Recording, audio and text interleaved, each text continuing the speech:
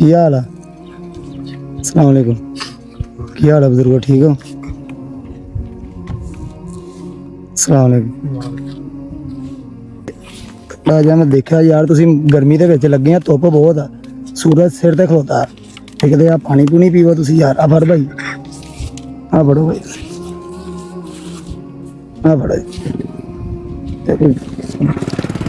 ਰੋਜ਼ਾਸ ਪੀਓ ਨਾਲ, ਗਰਮੀ ਬੜੀ ਆ। ਹਲੋ ਤੁਹਾਨੂੰ ਕੁਛ ਹੋਰ ਦਿੰਨੇ ਆ। ਬੰਦੇ ਨੂੰ ਨਾ ਮਿਹਨਤ ਮਸ਼ੱਕਤ ਕਰਨੀ ਚਾਹੀਦੀ ਹੈ, ਹੱਕ ਲਾਲ ਦੀ ਬੰਦੇ ਨੂੰ ਕਮਾ ਕੇ ਖਾਣੀ ਚਾਹੀਦੀ ਹੈ।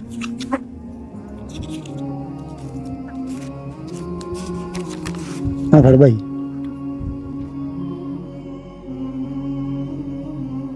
ਤੁਸੀਂ ਆਪਣਾ ਕੰਮ ਕਰ ਰਹੇ ਹੋ, ਬੜੀ ਚੰਗੀ ਗੱਲ ਆ ਯਾਰ। ਇੰਨੀ ਗਰਮੀ ਦੇ ਵਿੱਚ ਤੁਸੀਂ ਮਿਹਨਤ ਕਰਦੇ, ਮਸ਼ੱਕਤ ਕਰਦੇ, ਇਹ ਕੋਈ ਆਸਾਨ ਗੱਲ ਨਹੀਂ ਹੈਗੀ। ਰਿਜ਼ਕ ਹਲਾਲ ਕਮਾਉਣਾ ਬਹੁਤ ਮੁਸ਼ਕਲ ਆ, ਲੇਕਿਨ ਮਜ਼ਾ ਵੀ ਉਹਦੇ 'ਚ ਹੀ ਆ।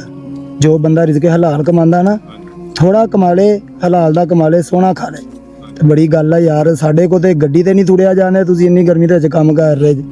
ਚਲੋ ਠੀਕ ਆ ਜੀ, ਅੱਲਾ ਦੇ ਹਵਾਲੇ, ਅੱਲਾ ਦੀ ਸੁਣ। ਅੱਛਾ ਜੀ, ਠੀਕ ਹੈ ਜੀ। ਅੱਲਾ ਪਾਕ ਤੁਹਾਨੂੰ ਆਪਣੇ ਜ਼ਿੰਮਾ 'ਚ ਰੱਖੇ ਜੀ।